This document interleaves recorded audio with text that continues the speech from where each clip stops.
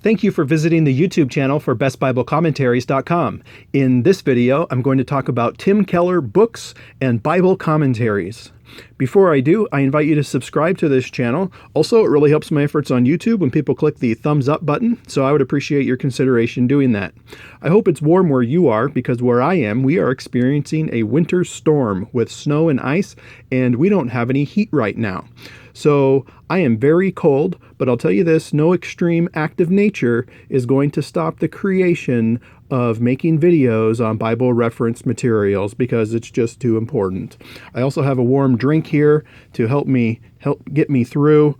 My youngest son, gave me this mug for my birthday recently. I love you like a hobbit loves second breakfast. So got that going for me, and that'll carry me through the conversation I want to have on Tim Keller books and commentaries. Most people know who Tim Keller is, but if you don't, he is the founding pastor of Redeemer Presbyterian Church in New York City. He pastored there from 1989 to 2017. So he retired a few years ago from being the lead pastor. He's still in ministry, but he's no longer the senior pastor of Redeemer Presbyterian Church. His doctorate is from Westminster Theological Seminary, and he is ordained in the Presbyterian Church in America, the PCA. His theology is Reformed. He does not, however, like the word evangelical, so I won't describe him as an evangelical. He prefers the word orthodox. So Tim Keller is orthodox. Comment below, what's your favorite Tim Keller book that you've read? Or which one is on your radar to read next? Tim Keller has written all sorts of books, from devotionals to what I would call Christian living, to theology, and to Bible commentaries. So I'm going to talk about each of those different sections in this video and comment on each. I'm also going to share with you a few academic reviews on some of the books that I'm going to show you. So I'm going to start here at the top with this tiny book here called The Freedom of Self-Forgetfulness. I can't tell you how many times I've seen this online before I actually spent the $5 and bought it. You can read it in a day. It's a very short book. It's about 50 pages in length. And what it is, it's a printed sermon, basically, that was titled The Freedom of Self-Forgetfulness. The sermon is on 1 Corinthians 3:21 through 4:7. And this book has like 2,000 5-star reviews on Amazon. So I think I just have to read this and figure out what it is about. And it's a printed sermon. I'd actually heard the sermon before, so it did sound familiar. But this little thing is probably, if you got an electronic version of it, it would probably only be $1 or $2, I would guess. So here's an option. If you've never read Tim Keller before, this might be a good introduction to his preaching and to his writing. By the way, I'm going to put links down below for all of these books in the description box. So if you want to check them out on Amazon at any time, feel free to do that. The second type of book that Tim Keller has written is our daily devotionals, and he has a couple of these out. This is the one that I'm familiar with, that I have done some reading out of. It is called God's Wisdom for Navigating Life, a year of daily devotionals in the book of Proverbs. And there is one page for each date, so July 1st, July 2nd. There's a scripture verse at the top, and then there is Tim Keller's reflection on, in this case, Proverbs, and specifically on wisdom. And then each page closes with a prayer. When I was reading this, I would just flip through it or read it at lunchtime. So whatever your routine might be, this is that's kind of the purpose of a daily devotional, is just probably only takes 5 or 10 minutes to read. So this one's on Proverbs, and he has a few other ones. One is called The Songs of Jesus on the Psalms. And then he has another one on marriage that's based off his book on marriage that I'll talk about in just a second. So daily devotionals. Tim Keller has written 3 different daily devotionals. I know there's a lot of pastors and preachers who watch these videos, so I wanted to share this book on Tim Keller's book on preaching. This is less of a how-to book on preaching and more of his philosophy of preaching. Now, if you're familiar with him, you're probably familiar with his preaching. A lot of people like his preaching. And so if you want insight into his preaching, this would be a great book to use. There is a little bit of how-to at the end of the book. There's an appendix that's about 30 pages that's on writing expository messages, but mostly this is about his philosophy of preaching, I think is the best way to describe it. And a big part of his preaching is apologetics. And so you will find that theme throughout this book on preaching as well. This is one of the academic reviews that I wanted to share with you from Bibliotheca Sacra, the journal for Dallas Theological Seminary. The review says, Keller engages Western culture exceptionally well. He identifies the impact that philosophical undercurrents have on late modern hearers and desires that preacher take these ideas into consideration when preaching. I think that's an excellent statement. Where would I rank this among my favorite books on preaching? It's near the top. Personally, I like Martin Lloyd-Jones' Preachers and Preaching. I also like John Stott's Between Two Worlds. So this one doesn't surpass those two in my personal rankings, but it's among the better books that I have read on preaching. So for our pastors out there, you might want to consider looking into that one. The next category that I'll talk about is what I might call Christian living type books. Prodigal God is one that a lot of people are familiar with, and then this one, Counterfeit Gods, is also well known. Prodigal God is probably one of Keller's best known books. It's based off the prodigal son, Luke chapter 15. This one, though, Counterfeit Gods, is reflective of one of the themes of Keller's sermons and writings, and that's the theme of idolatry. You can find that theme of idolatry in many of Tim Keller's books. He thought it was just important to understand that it's important to understand idolatry in order to understand sanctification and other issues. And so he begins the book by talking about that the human heart is an idol factory. That's often quoted, and sometimes I think even in this book, I think that maybe he doesn't reference where that comes from, but that's a statement from John Calvin. The human heart is an idol factory. And that just really describes one of the themes found in not only his books, Keller's books on Christian living, but really his sermons, his Bible commentaries as well. This one was written on the heels of the financial crisis, 2008, 2009, when a lot of people lost money and resources. And so it was just a great time to come out with this book called Counterfeit Gods. The next two books I would call Theology and Apologetics. The Reason for God is, that might be, every time I see a title, I think, well, that's probably Tim Keller's most well-known book. He just has a lot of well-known books. The Reason for God, maybe that's one of his best-selling, most well-known books. Belief in an Age of Skepticism is the subtitle, and it's a work of apologetics. It's giving an argument for the Christian faith, essentially. This is the book that led Newsweek magazine to call Tim Keller C.S. Lewis for the 21st century. Many people compare it to the writings of C.S. Lewis, Mere Christianity in particular. So it's one of his intentions is that people could give the book to unbelievers in their life who would who would be willing to consider an intellectual approach or an intellectual appeal to the Christian faith. The Making Sense of God is actually the follow-up to this book. So here's the interesting thing about the relationship between these books. Making Sense of God is a sequel to The Reason for God, but as far as the content goes, it's actually a prequel. And what I mean by that is The Reason for God is Tim Keller making a case for Christianity. Making Sense of God is Tim Keller's insight into the secular age, might be a way to say it. It's an analysis of the secular worldview. So that's why I say it's a sequel in relation to the publication of this book, but the content can really be described as a prequel, and perhaps they could even be read in the opposite order. Nevertheless, they both have incredible reviews. I want to share with you an academic review on the book Making Sense of God from Trinity Journal.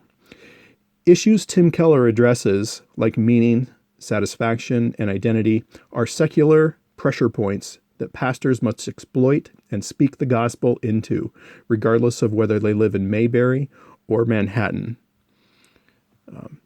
Excellent statement from Trinity Journal on Making Sense of God. These are both incredibly well-reviewed books, and pastors would benefit, lay people would benefit from them as well.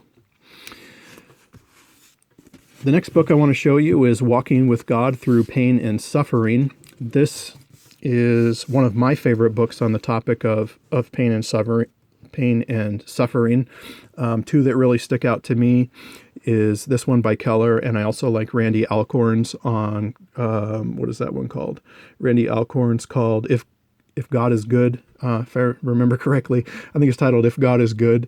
But those were two books that have come out in the last, 10 or 15 years that I thought have been excellent treatments of how to understand pain and suffering in the midst of a God who is all-knowing and all-powerful and all-loving. And you're probably familiar with the question or the tension in that subject matter. And I think Tim Keller does a really good job of it.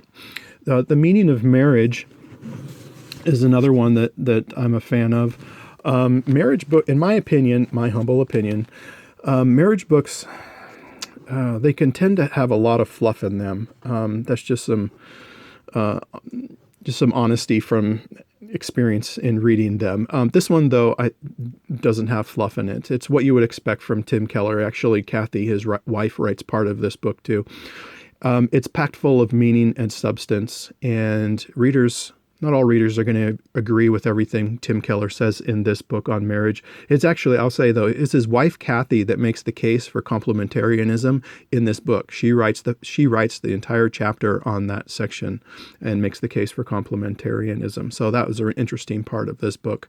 I read through this book when I taught a group of, there's about 30 married couples between the ages of 10, in their 20s, 30s, and 40s. And worked through this book with them. And even for those who didn't agree with everything that was written in it, there was still a lot of benefit for their marriage when they read this book. So subtitle is Facing the Complexities of Commitment with the Wisdom of God. I have an academic review on this one as well from Themelios. The reviewer called it the new standard for books of its kind. It's a combination of practical and cultural sensitivities with a clear theological foundation in the Gospels. In the Gospel. A clear theological foundation in the Gospel. All right, so let's talk about commentaries. There's one book that I'm gonna call sort of a commentary that you might not consider a commentary, but I think it's just really on the borderline of being called a commentary, and that's his book, The King's Cross. It's a Life of Christ book, if you're familiar with that subgenre in Christian literature. The subtitle is The Story of the World and the Life of Jesus. Usually Life of Christ books incorporate all four Gospels. They harmonize the Gospels to tell the life story of Jesus. Keller takes a different approach. He focuses on Mark alone. And the chapters read very similarly to sermons. So I would say this is right on the border between what we might call Christian living or a Life of Christ book and an expositional commentary, because all 18 chapters take you through the Gospel of Mark from chapter 1 through chapter 16. So I think it's right on the borderline of being considered an expositional commentary. I would not be surprised if the content came from his preaching through Mark. I don't know that it does for sure. The preface didn't say, but it reads like that. And so if you're interested in Timothy Keller on the Gospel of Mark, even though the title doesn't say it or the subtitle, that's really what this book is. Now let's talk about his commentaries proper, if you will. They come from the For You commentary series from the Good Book Company. Tim Keller has this commentary on Judges. Romans comes in 2 volumes. I'm just showing you the first volume, but there's a second volume, Romans 8 through 16. And he also wrote the Galatians volume in this series. I would describe these as introductory level commentaries that would be great for devotional purposes or for small groups. Now, they are, as far as the substance goes, as far as the content goes, the depth of it, I would say it's a little bit more like his books on Christian living topics than it is on like his books on suffering or The Reason for God, some of his theological books, which we might call introductory to more mid-level. I would say that his commentaries in the For You series stay pretty firmly in the introductory category. Now, if you watch my videos before, I like to make it clear that when I say a commentary is introductory, I don't mean that it lacks substance. I would say that nothing that Tim Keller writes lacks substance. What I mean by introductory is the author writes in a way that doesn't assume that the reader has any knowledge of the topic at hand. So anyone, in other words, can pick up this Judges for You commentary and read it for devotional purposes or study in a small group and be fine. Anybody can read his Romans commentaries in the For You series and be comfortable with the content. It won't seem like it's over your head, even for new Christians. If you have, the book of Romans in one hand, and you're using this commentary to help you understand the book of Romans in the other hand, I think that you will do fine with this commentary. Pastors, I know, enjoy these commentaries as well, and many just fit into the category of, anything Tim Keller writes, I'm going to read, or anything Tim Keller writes, I'm going to use in my ministry. So it has that audience as well. So let me just show you an example if you're not familiar, because I think there's a lot of people who are familiar with his writings on theology, on marriage, on suffering, on Christian living, but maybe not as much the commentary. So let me just show you a preview of what you can expect. So this is from Romans 5 verses 12 through 21. And there is an introduction to each passage. So it reads like a sermon might start, gives a simple outline of the verses, and then gives an explanation of the text. It's passage by passage explanation, but key verses are explained in detail.